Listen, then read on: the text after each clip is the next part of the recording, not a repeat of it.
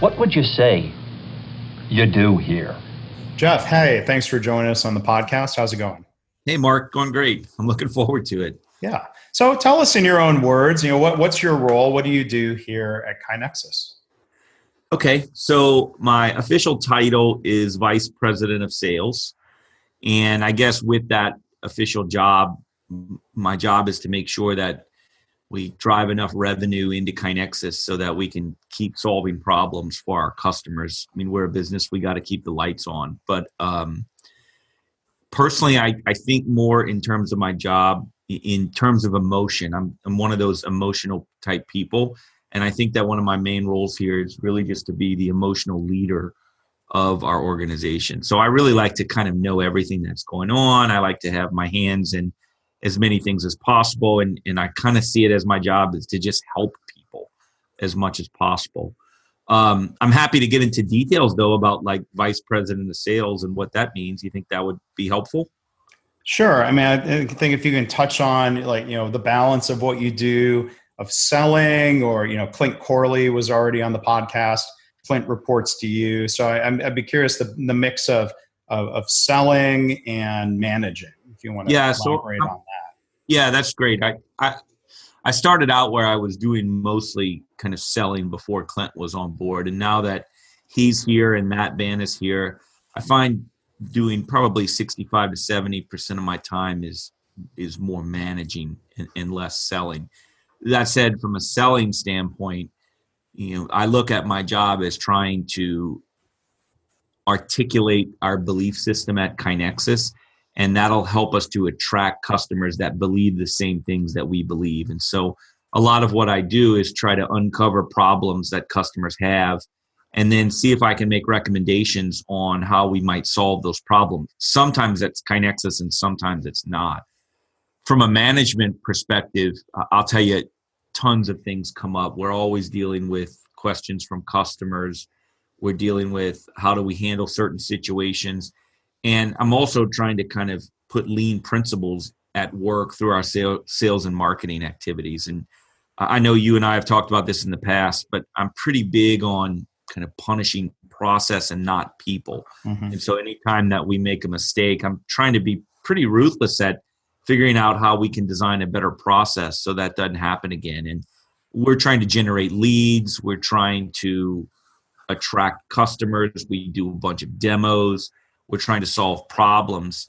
And I try to just design processes so we can do that as efficiently as possible. Yeah. Can you think of an example of something where there was a change to the process to help prevent some sort of error that had occurred or some sort of error that could occur? Yeah. I mean, this happens a lot in our order form. So one of the decisions we made a long time ago is that we were going to be transparent with our pricing. Some organizations are not, right? You buy from them and you can't really see what things might cost later. And it gives the organization a lot more flexibility to change prices over time. We decided we're going to be transparent. So that's all stuff that gets listed on an order form for a customer. And I think it's in their best interest to see what they might pay in the future. But, it means that you have to really, that pricing has to be done well on an order form. It has to convey the right information. And over time, you make little mistakes that you didn't even realize would be a mistake the first time you did it. So we're in this constant state of evolution with our paperwork, trying to make things easier for customers. And I know that's really nitpicky from a sales perspective, but it helps a lot as we get better over time. That to me makes it easier for our customers to partner with us. Yeah.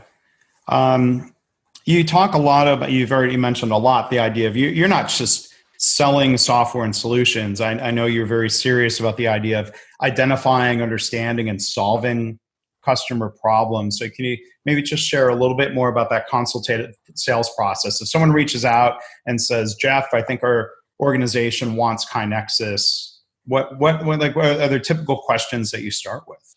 Yeah, sure. So I want to make sure that, we believe that technology is going to play a role in helping people to create and sustain a culture of continuous improvement, right? That's our belief system.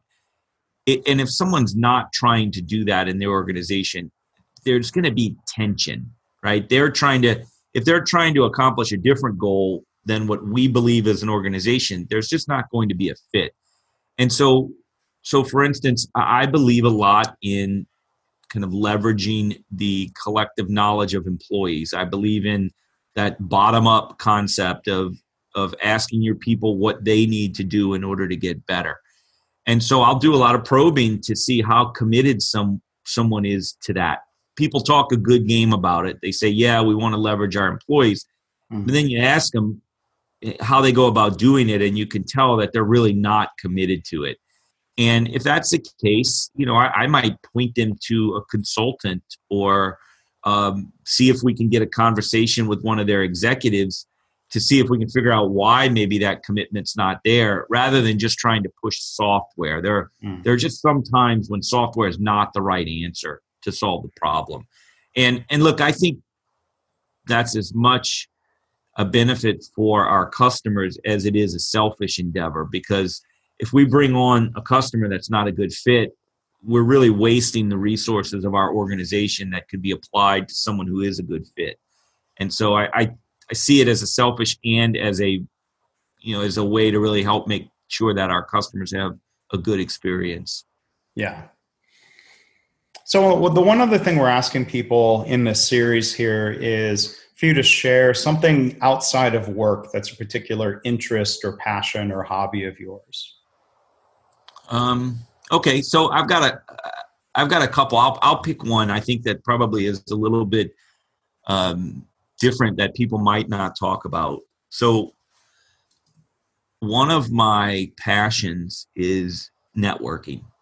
I know that sounds kind of weird, but I feel like as part of my job, I have to maintain a large network, right? We've got prospects and customers and partners and employees and potential employees and mentors and friends of KaiNexus.